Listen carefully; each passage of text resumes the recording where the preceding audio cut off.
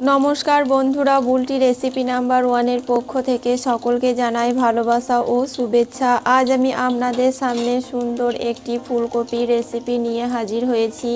আর যদি আপনাদের ভালো লাগে তাহলে আমার চ্যানেলটি সাবস্ক্রাইব করে দিয়ে বেল বাটনটি ক্লিক করে দেবেন।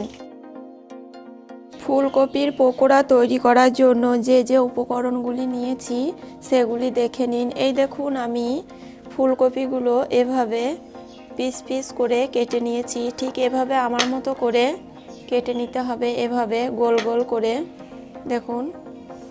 আর এখানে আমি মশলার জন্য নিয়েছি লবণ, জিরে গুঁড়ো, লঙ্কা গুঁড়ো, হলুদ গুঁড়ো, আর নিয়েছি 1 চিমটি পরিমাণ খাবার সোডা, ধনেপাতা কুচি, কাঁচা লঙ্কা কুচি, আর নিয়েছি বেসন। প্রথমে আমি এই ফুলকপিগুলো একটা প্রেসার কুকারের মধ্যে দিয়ে দেব, আর দিয়ে দেওয়ার পর হালকা করে সেদ্ধ করে নেব। এই দেখুন, আমি ফুলকপিগুলো প্রেসার কুকারের মধ্যে দিয়ে দিয়েছি, আর দিয়ে দিচ্ছি জল। আমি ফুলকপিগুলো সেদ্ধ করতে দিয়েছি, আর এর মধ্যে আমি বেসনের ব্যাটারটি তৈরি করে নেব। এই দেখুন, আমি বেসনগুলো দিয়ে দিলাম, আর দিয়ে দেওয়ার পর এর মধ্যে আমি সমস্ত মশলাগুলি অ্যাড করব। দিয়ে দিচ্ছি ধনেপাতা কুচি, দিয়ে দিচ্ছি কাঁচা লঙ্কা কুচি, আর এবার আমি দিয়ে দিচ্ছি স্বাদ মতো লবণ, দিয়ে দিচ্ছি 1/2 চামচ মতো লঙ্কা গুঁড়ো, দিয়ে দিচ্ছি 1/2 চামচ মতো হলুদ গুঁড়ো, দিয়ে দিচ্ছি 1/2 চামচ মতো জিরে গুঁড়ো, আর দিয়ে দিচ্ছি 1 চিমটি পরিমাণ খাবার সোডা। বেশি দেওয়ার দরকার নেই, সামান্য হালকা একটু দেবেন। এবার আমি হাতে করে এগুলো মিক্স করে নিচ্ছি।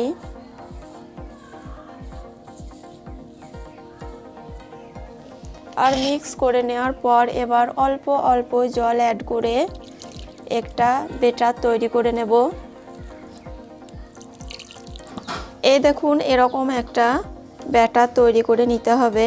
আমি ঠিক যেভাবে করে নিয়েছি দেখুন, না পাতলা না মোটা, এভাবে মিডিয়ামভাবে ব্যাটারটি তৈরি করে নেবেন।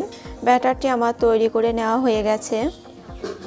এই দেখুন, এবার আমি ফুলকপিগুলো সেদ্ধ করে নিয়েছি।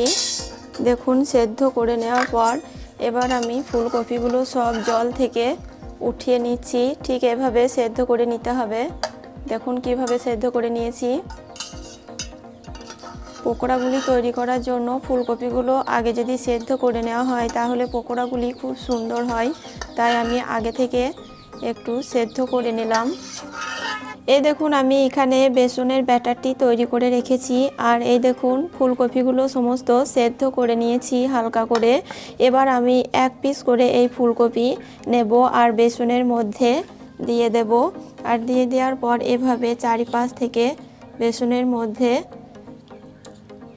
ব্যাটারের মধ্যে এই ফুলকপিটি এভাবে ডুবিয়ে দেব, আর ডুবিয়ে দেওয়ার পর হালকা করে তেলের মধ্যে ছেড়ে দেব।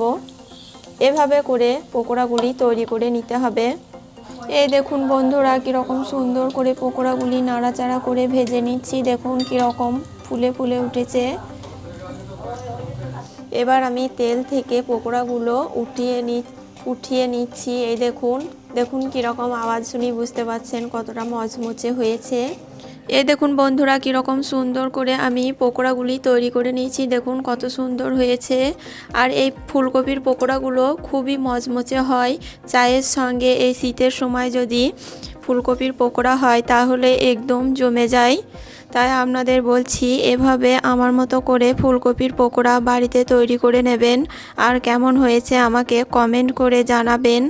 আর আমার এই রেসিপি যদি আপনাদের ভালো লেগে থাকে তাহলে আমার চ্যানেলে আরও নিত্য নতুন ভিডিও দেখার জন্য চ্যানেলটি সাবস্ক্রাইব করে দিয়ে বেল বাটনটি ক্লিক করে দেবেন। সুস্থ থাকবেন, ভালো থাকবেন, ধন্যবাদ।